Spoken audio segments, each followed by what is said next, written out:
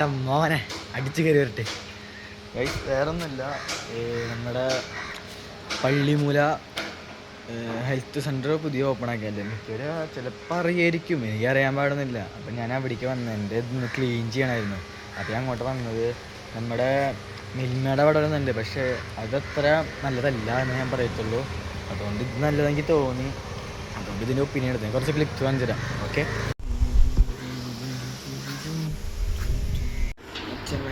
എല്ലാം വെച്ച്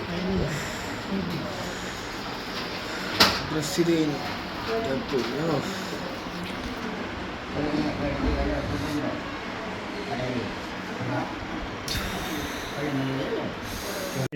പള്ളിമൂല 916 916 ആ സൈഡിലൊക്കെ വഴിയില്ല. ആ വഴി കയറി വന്നിട്ട് നമ്മുടെ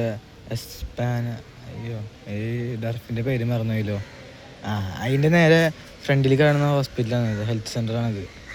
ഇവിടെ ഫീസില്ല, ഫ്രീ ആണ് മൊത്തം, ഒന്നിനും ഫീസില്ല. പിന്നെ കാലത്ത് എപ്പോൾ തുടങ്ങുന്ന ലഞ്ച് ബ്രേക്ക് 1 മണി തൊട്ട് 2 മണി ലഞ്ച് ബ്രേക്കുള്ളത്. കാലത്ത് എപ്പോൾ തുറക്കുന്നു ചോദിച്ചിട്ട് ഞാൻ പറയാം, വെയിറ്റ് ചെയ്യേ.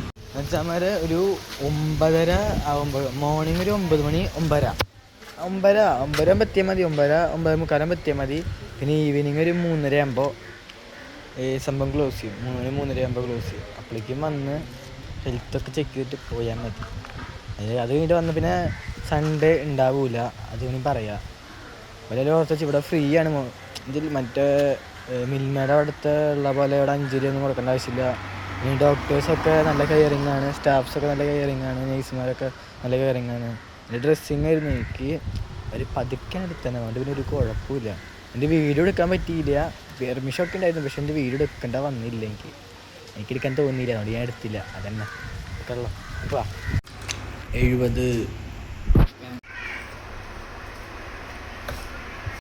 നമ്മൾ ഐസ്ക്രീം കഴിച്ചത് പള്ളിമൂല എവിടെയാണ്? ആ പള്ളിമൂല ഐസ് സ്പോട്ടില്ലേ, അവിടെ ഐസ്ക്രീം കഴിച്ചത്.